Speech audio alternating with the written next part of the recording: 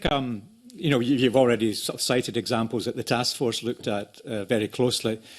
But I often get asked this, is there some model country somewhere in the world that we can just lift something off the shelf and apply here? And the blunt answer is no.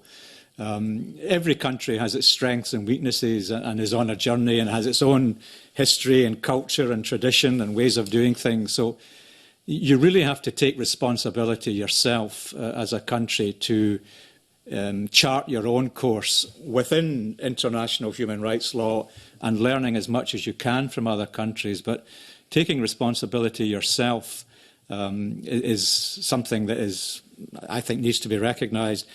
And also taking advantage of, within the UN human rights systems, there are mechanisms and tools available to concretely support countries take a path forward in accordance with their own ways of doing things.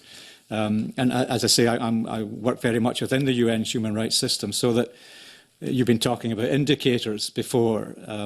There is a tool, for example, that we have developed and is being increasingly used by countries very effectively. It's called the Human Rights Matrix. And what it does is, you may or may not have heard of the Universal Periodic Review. It's where every country's human rights record and performance is viewed by its peers within the Human Rights Council.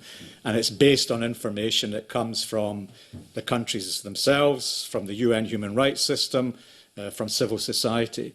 And it then issues recommendations to that country. And the Matrix is a tool that the Office of the High Commissioner for Human Rights has developed for each country.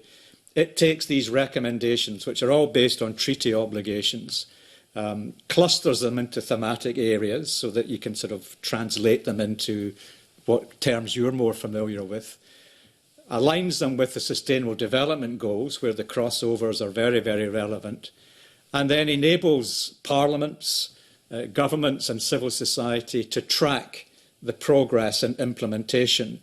And this is a cycle, like every 4 to 5 years, countries are held to account.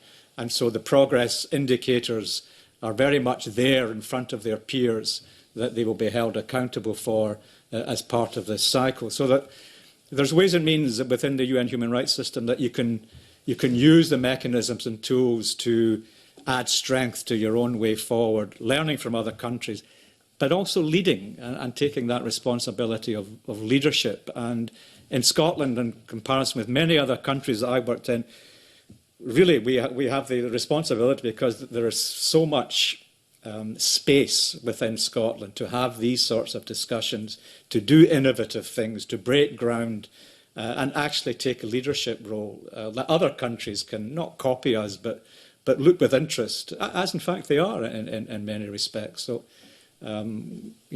we should look to ourselves and use the international human rights system and don't sort of think, can we take something off the shelf from Finland or Colombia? We can learn a lot from there, but take responsibility ourselves.